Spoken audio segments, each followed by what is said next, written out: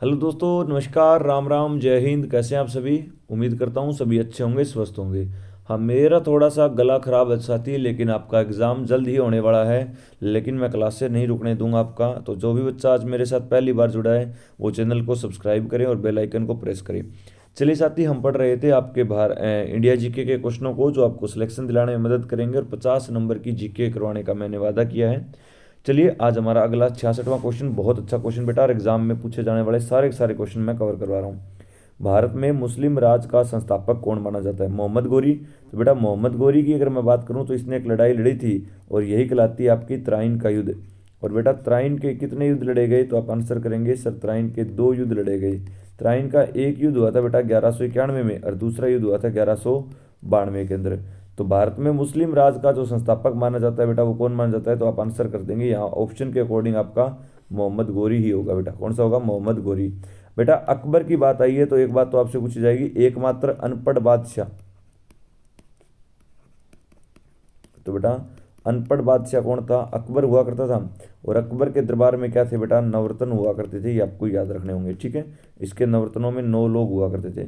बेटा, इल्तुतमिश का नाम आया है तो याद रखेंगे, इल्तुतमिश ने कुतुब मीनार का काम पूरा करवाया। तो कुतुब मीनार का कार्य पूरा किसने करवाया? तो दोस्त आप आंसर करेंगे सर, वो यही हुआ करता था, ठीक है। इसके बाद दोस्त बाबर, और बाबर का नाम आया है तो आपको याद रखना है बाबर की आत्मकथा का नाम। और बाबर की आत्मकथा का नाम था तुजुक ए बाबरी। तुजुक ए बाबरी। या दोस्त, इस किताब को आप बाबर नामा के नाम से जानते हैं, ठीक है। तो ये आपको याद रखना है। चलिए, इतनी बातें अगर आप लोग याद कर लोगे तो दोस्त किसी प्रकार की कोई समस्या नहीं होगी। अगला देखेंगे, दक्षिण अफ्रीकी यात्री इब्न बतूता। बेटा, अफ्रीका के अंदर एक देश है और इस देश का नाम है मोरक्को। क्या नाम बेटा? मोरक्को। और इस मोरक्को देश से एक व्यक्ति जो है वो भारत आया था, जिसका नाम इब्न बतूता हुआ करता था। और आपसे पूछा गया ये इब्न बतूता किसके समय में भारत आया था? क्या? तो आप आंसर कर देंगे प्यारे बच्चे, इसका आंसर होगा सर, ये मोहम्मद बिन तुगलक के समय में भारत आया था, ऑप्शन सी। प्यारे बच्चे, हुमायूं की बात आई है तो याद रखना सर, हुमायूं को कहा जाता है अभागा शासक। हुमायूं की बेटा जीवनी आपसे पूछी जाएगी, और हुमायूं की जीवनी का नाम है हुमायूं नामा। हुमायूं नामा। और साथ ही हुमायूं नामा किसने लिखी थी? तो आप आंसर करेंगे सर, ये हुमायूं नामा इसकी बहन ने लिखी थी, जिसका नाम था गुलबदन बेगम। हुमायूं नामा एक जीवनी है बेटा, जो हुमायूं की है। बेटा, अकबर का नाम आया तो अकबर के जीवन पर एक किताब लिखी गई, जिसका नाम है अकबरनामा। अकबरनामा। और अकबरनामा किताब किसने लिखी थी? तो आप आंसर करेंगे सर, ये लिखी थी अबुल फजल ने। अलाउद्दीन खिलजी, प्यारे बच्चे, अलाउद्दीन खिलजी का नाम आया तो आप याद रखना, अलाउद्दीन खिलजी को बोलते हैं दूसरा सिकंदर, या इसकी उपाधि का नाम है सिकंदर ए सानी, ठीक है। अलाउद्दीन खिलजी ने बेटा एक प्रथा की शुरुआत करी थी, जिसे हम बोलते हैं हुलिया व दाग प्रथा। तो हुलिया व दाग प्रथा की शुरुआत किसने करी? अलाउद्दीन खिलजी ने करी थी। चलिए, बढ़ेंगे अगले क्वेश्चन की तरफ। लोधी वंश का संस्थापक कौन हुआ करता था? बताएंगे आप लोग, लोधी वंश का संस्थापक कौन था साथी? साथी, लोधी वंश की हमने बात की थी तो मैंने लास्ट क्लास में भी क्वेश्चन करवाया था कि सर, बहलोल लोधी जो है वो इस वंश का संस्थापक हुआ करता था। बेटा, सिकंदर लोधी के बारे में एक बात तो याद रखना कि सर, इसने आगरा शहर बसाया।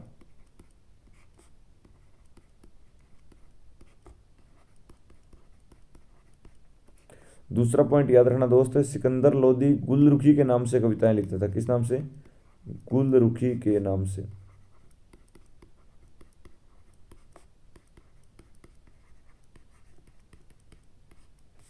और बेटा, याद रखना इब्राहिम लोदी के बारे में, इब्राहिम लोदी जो है इसने कितने सालों तक राज किया था? तो बेटा, इसने 38 वर्षों तक शासन किया था।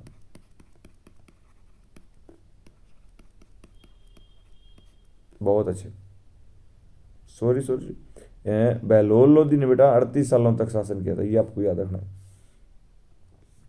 चलिए, अगला देखिए क्वेश्चन, बहुत अच्छा क्वेश्चन है और बहुत बढ़िया बढ़िया बातें आपको बताने का काम करेंगे। एग्जाम ओरिएंटेड में आपको यहाँ पे एक एक पॉइंट डिस्कस कर रहा हूँ।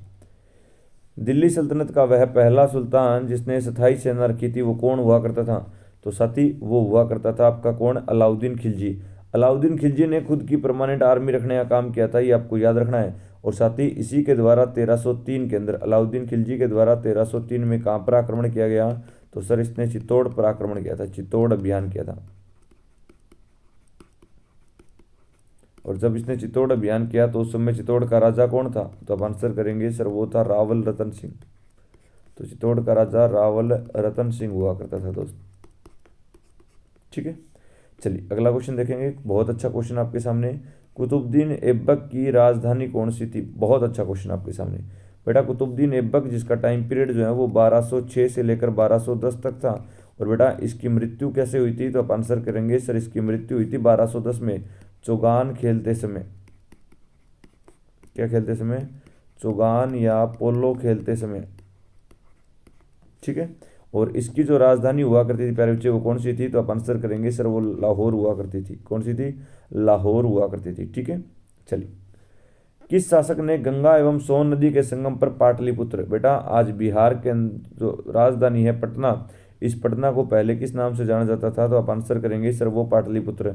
और पाटलिपुत्र की बात आई प्यारे बच्चे तो आपको यूं भी याद रखना होगा कि सर ये पाटलिपुत्र जो है ये बसाया था उदयन ने। किसने बसाया बेटा? तो आप आंसर करेंगे सर ये उदयन ने बसाया था। सर ये उदयन कौन है? हमने तो नाम ही पहली बार सुना है। तो प्यारे साथी ये उदयन जो है ये हर्यक वंश का एक राजा है, हर्यक वंश। और इस पाटलिपुत्र का वर्तमान में नाम क्या है? तो सर इसका नाम है पटना। और ये पटना नाम किसने दिया था? तो आप आंसर करेंगे सर वो शेर शाह सूरी ने दिया था।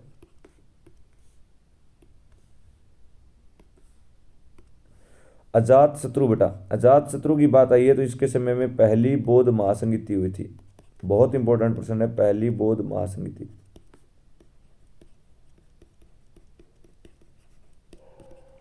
अशोक ने बेटा एक शहर बसाया था जिसका नाम था श्रीनगर। और श्रीनगर कौन सी नदी के किनारे बसा हुआ है? सर ये झेलम नदी के किनारे बसा हुआ है। अगला देखिए दोस्त धनानंद। और धनानंद किसके समकालीन था? तो आप आंसर करेंगे सर ये सिकंदर के समकालीन एक राजा था।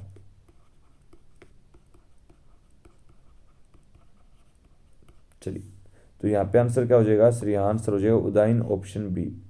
चलिए अगला क्वेश्चन बहुत अच्छा क्वेश्चन है। और नंदवंश का संस्थापक कौन था?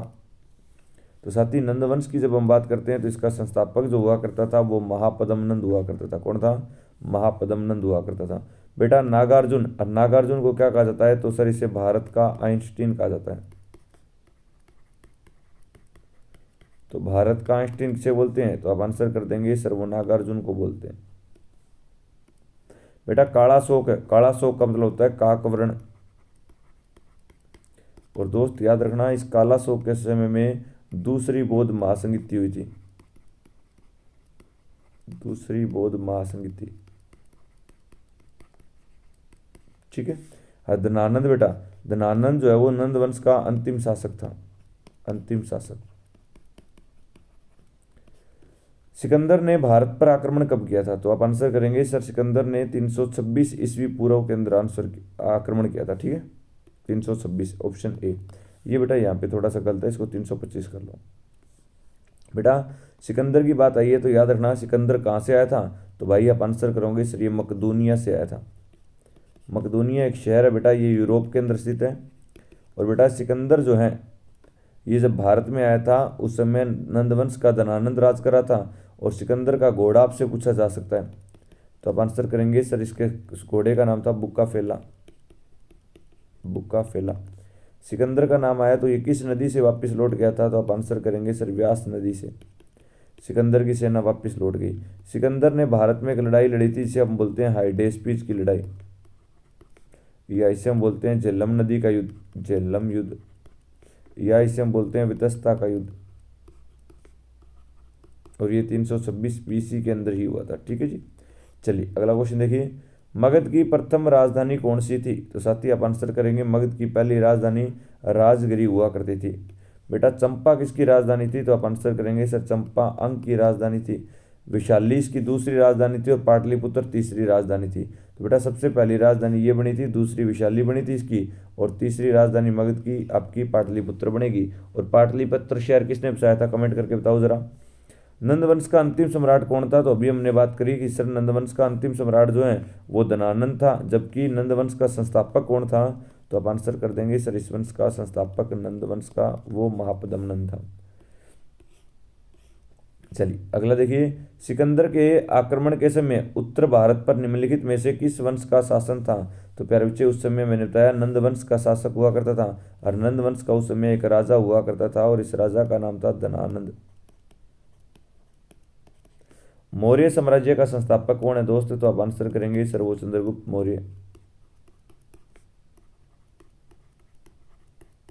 चलिए यहाँ तक की सारी बातें क्लियर है, और जो बच्चे मेरे साथ आज पहली बार जुड़े हैं वो सारे के सारे इंस्पायर एजुकेशन के इस यूट्यूब चैनल को सब्सक्राइब करेंगे, और क्लास सी कैसे लगती है ये कमेंट करके बताएंगे। और दूसरा, पीडीएफ के लिए दोस्त आप मेरे साथ टेलीग्राम पर जुड़ेंगे, और मेरे पीडीएफ का जो लिंक है वो आपको दिखाई दे रहा होगा, ये अपने पीडीएफ का लिंक है दोस्त। ठीक है, बिल्कुल।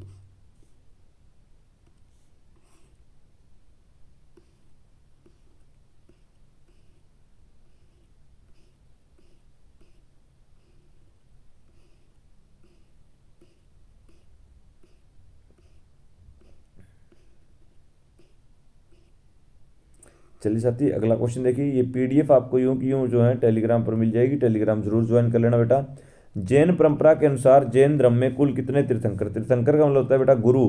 तो मैंने आपको स्टार्टिंग में बता दिया था जैन धर्म के कुल तीर्थंकर कितने थे, तो सर वो 24 हुए थे। और साथी अब समझना इसको, तीर्थंकर की बात आई है तो आपसे दो ही बातें पूछेगा, एक तो जैन धर्म के पहले तीर्थंकर पूछेगा, और एक जैन धर्म के अंतिम तीर्थंकर आपसे पूछेगा बेटा। जैन धर्म के जो पहले तीर्थंकर थे उनका नाम था ऋषभ देव, और जैन धर्म के अंतिम तीर्थंकर कौन थे? तो सर वो महावीर स्वामी हुआ करते थे। कौन थे बेटा? सर वो महावीर स्वामी थे। प्यारे साथी, जैन धर्म की बात आई है तो आपसे पूछ लेगा, बताइए जैन शब्द कहाँ से निकला है? तो आप आंसर करेंगे सर ये जिन शब्द से निकला है।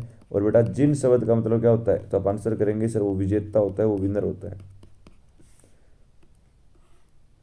अगला क्वेश्चन, बुद्ध ने निम्नलिखित में से किस स्थान पर महापरिनिर्वाण? बेटा महापरिनिर्वाण होता है मृत्यु, और इनकी जो मृत्यु हुई थी वो हुई थी 483 बीसी के अंदर, और 483 बीसी के अंदर इनकी मृत्यु कहाँ पर हुई थी? प्यारे बच्चे कुंडग्राम, कुंडग्राम के अंदर जो है महावीर का जन्म हुआ था, महावीर स्वामी का।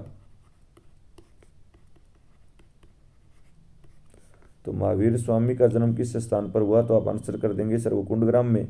कपिल वस्तु, बेटा कपिल वस्तु कहाँ पे है? नेपाल में, जहाँ पर सिद्धार्थ का जन्म हुआ था। कुशीनगर के अंदर बेटा इनकी मृत्यु हुई थी। क्या हुई थी? इनकी मृत्यु हुई थी। तो यहाँ पे कौन सा ऑप्शन होगा? Option A. चलिए बढ़ेंगे अगले क्वेश्चन की तरफ। बताइए महावीर की माता का नाम क्या था? तो दोस्त महावीर स्वामी जो हैं, इन महावीर स्वामी के जन्म के बारे में पहले तो आपको पता होना चाहिए। तो सर इनका जन्म जो है वो 540 बीसी के अंदर हुआ था कुंडग्राम में, और कुंडग्राम नामक स्थल जो है वो वैशाली के अंदर पड़ता है। इन महावीर के बचपन का नाम क्या था? तो बेटा इनके बचपन का नाम वर्धमान था।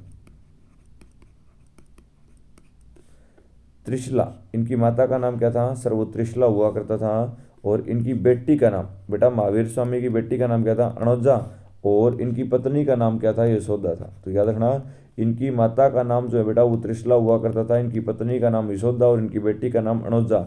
अगर आपसे इनके पिता का नाम पूछ ले तो इनके पिता का नाम बेटा सिद्धार्थ था। और इनके पिता जो है वो कौन से कुल के राजा थे? तो आप आंसर करेंगे सर वो ज्ञात्रिक कुल के राजा थे।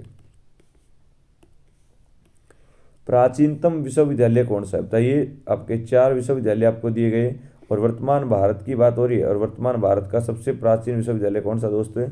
सर वो नालंदा। प्यारे बच्चे नालंदा कहाँ पे स्थित है? कमेंट करके आप मुझे बताएंगे। और साथ ही नालंदा जो विश्वविद्यालय है ये भारत का सबसे प्राचीनतम विश्वविद्यालय है, जहाँ इसकी नींव कुमारगुप्त ने रखी थी। बेटा किसने रखी थी? कुमारगुप्त ने। कन्नौज, कन्नौज बेटा उत्तर प्रदेश के अंदर गंगा नदी के किनारे बसा हुआ है।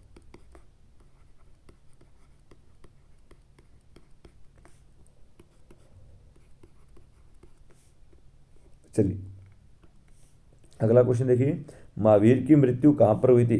तो बेटा आप सभी जानते हैं महावीर स्वामी की जो मृत्यु हुई थी वो हुई थी पावापुरी के अंदर। कहाँ पर हुई थी? पावापुरी। लुम्बिनी के अंदर प्यारे बच्चे गौतम बुद्ध का जन्म हुआ था।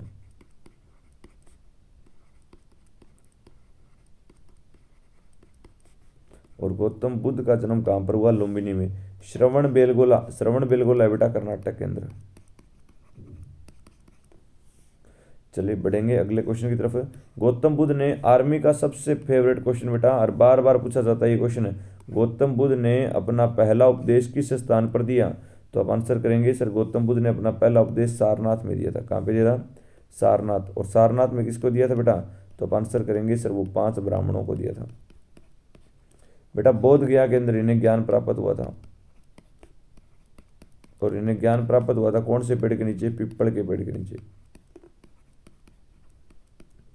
कुशीनगर के अंदर प्यारे बच्चे इनकी मृत्यु हुई थी, और लुम्बिनी के अंदर इनका जन्म हुआ था। आपसे अगर यूं पूछे गौतम बुद्ध के बचपन का नाम क्या था? तो इनके बचपन का नाम सिद्धार्थ था। बोध गया कहाँ स्थित है? तो प्यारे बच्चे आप आंसर करेंगे सर बोध गया बिहार में है, और यहीं पे एक नदी है जिसका नाम है निरंजना नदी, और इस निरंजना नदी के किनारे एक पीपल का पेड़ था, और इस पीपल के पेड़ के नीचे इन्होंने जो है ध्यान लगाने का काम किया था दोस्त। नेक्स्ट क्वेश्चन देखिए, सिद्धार्थ को ज्ञान कहाँ पर प्राप्त हुआ? तो अभी हमने बात की कि सर इन्हें जो ज्ञान प्राप्त हुआ था वो गया में हुआ था, और गया में जो हुआ था तो बेटा गया कहाँ पे है? बिहार में। बेटा सारनाथ में इन्होंने अपना पहला उपदेश दिया था। साथ ही कुशीनगर में इनकी मृत्यु हुई थी। चलिए बहुत अच्छे। महावीर का मूल नाम क्या था? तो बेटा जैन धर्म के 24वें तीर्थंकर कौन थे? महावीर। और इस महावीर का जो मूल नाम था बेटा वो क्या था? वो वर्धमान हुआ करता था। गौतम किसका नाम था? तो सर गौतम के बचपन का नाम सिद्धार्थ था। एशिया की ज्योतिपुंज या लाइट ऑफ एशिया से बोलते हैं? तो सर वो गौतम बुद्ध को कहा जाता है। किसको बोलते हो? गौतम बुद्ध को बोलते हो। तो यहाँ पे आपका ऑप्शन बी जो है वो राइट आंसर हो जाएगा। अगला क्वेश्चन बहुत अच्छा क्वेश्चन है, बताएंगे महावीर स्वामी का जन्म किस स्थान पर हुआ? तो आप सभी जानते हैं सर इनका जन्म जो है वो कुंडग्राम के अंदर हुआ था, और कुंडग्राम नामक स्थल कहाँ पे है? तो सर वो वैशाली के अंदर है। प्यारे साथी यहाँ पे नाम आया है वाराणसी का। वाराणसी जो है ये उत्तर प्रदेश में पड़ता है, और इसे हम बोलते हैं वर्तमान में मंदिरों व घाटों का शहर। मंदिरों व घाटों का शहर। और दोस्त वो कौन सा है? तो आप आंसर कर देंगे सर वो यही। तीसरी बौद्ध महासंगीति दोस्त जो हुई थी वो पाटलिपुत्र के अंदर हुई थी, तो ये आपको याद रखना है। और तीसरी बौद्ध महासंगीति 251 BC के अंदर हुई थी, और ये किस राजा के समय हुई? तो आप आंसर करेंगे सर ये अशोक के समय हुई थी। और जितनी भी बातें मैं दोस्त आपको पढ़ाने का काम कर रहा हूँ उनकी टेलीग्राम पर PDF मिल जाएगी, और टेलीग्राम पे जाके सर्च करना @प्रवीण सुतार सर, तो वहाँ आपको ये PDF जो है वो मिलने का काम होगा। दोस्त क्लासेस कैसी लग रही है? पढ़कर मज़ा आता है या नहीं आता? कमेंट करके आप लोग बताएं। और साथ ही मैं आपको जो है अभी स्टैटिक GK के भी MCQ आपको देने वाला हूँ। मैं आपको ये प्रिंट दिखा देता हूँ। ये PDF दोस्त मेरे एक एक क्वेश्चन टाइपिस्ट ने तैयार करके दिए, और ये देख लीजिए आपको इस तरह से। बेटा अभी तो मैंने शुरुआत करी है, ये देखिए बहुत अच्छे अच्छे क्वेश्चन मैं आपको कराऊंगा। ये मेरी फोटो लगी है, और ये मेरा चैनल इंस्पायर एजुकेशन है, जिसमें एक एक चीज़ में मेरे दोस्त आपको इतने अच्छे तरीके से बताने का काम करूंगा कि आपका सिलेक्शन सुनिश्चित हो जाएगा। तो क्लास से कैसी लगती है आप बताएं। मैं आपके लिए मेहनत कर रहा हूं, और इनके लिए मैं क्वेश्चन भी टाइप करवा रहा हूं, और इसकी PDF मैं आपको सारी टेलीग्राम पर देने वाला हूं। तो साथ ही ज़रूर कमेंट आप लोग करके बताएं। तब तक के लिए बने रहें, नए जो जुड़े हैं वो चैनल को सब्सक्राइब करें, बेल आइकन को प्रेस करें। जय हिंद, जय भारत।